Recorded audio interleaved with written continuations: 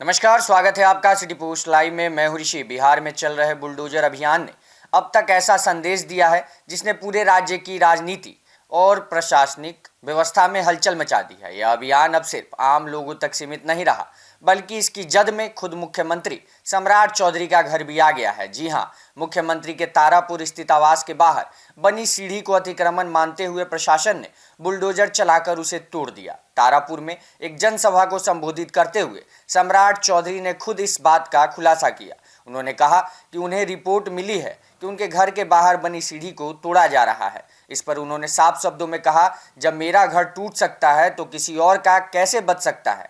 गलत है तो गलत है और उस पर कार्रवाई जरूर होगी। मुख्यमंत्री का यह बयान अब राजनीतिक गलियारों में चर्चा का विषय बन गया है। इसे एक बड़े संदेश के तौर पर देखा जा रहा है कि सरकार अपनी ही व्यवस्था पर भी उतनी ही सख्ती से अमल कर रही है जितनी आम जनता पर। अपने भाषण के दौरान सम्राट चौधरी ने संत कबीर के दोहों का भी जिक्र किया।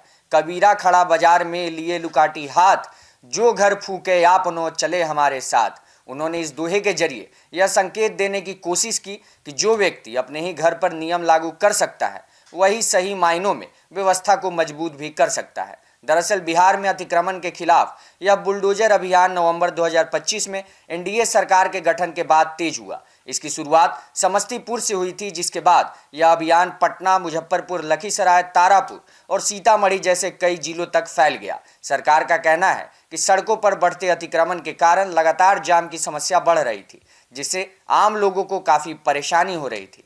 जब सम्राट चौधरी उप मुख्यमंत्री और गृह मंत्री थे, तभी उन्होंने इस समस्या को गंभीरता से लेते हुए जीरो टॉलरेंस नीति अपनाई थी। पटना हाईकोर्ट के निर्देश के बाद राज्य भर में 31 जनवरी 2026 तक विशेष अभियान चलाया गया। इसके बाद 1 अप्रैल 2026 से इसे और व्यापक स्तर पर लागू करने की योजना बनाई गई है। अब मुख्यमंत्री के खुद के घर पर हुई इस कार्रवाई ने यह साफ कर दिया कि सरकार नियमों को लेकर किसी भी तरह की ढिलाई के मूड में नहीं है। यह कदम एक बड़ा संदेश देता है कि कानून के सामने सभी बराबर हैं और बिहार में अतिक्रमण के खिलाफ यह लड़ाई बिना किसी भेदभाव के जारी रहेगी। Bureau report, city post live. धन्यवाद।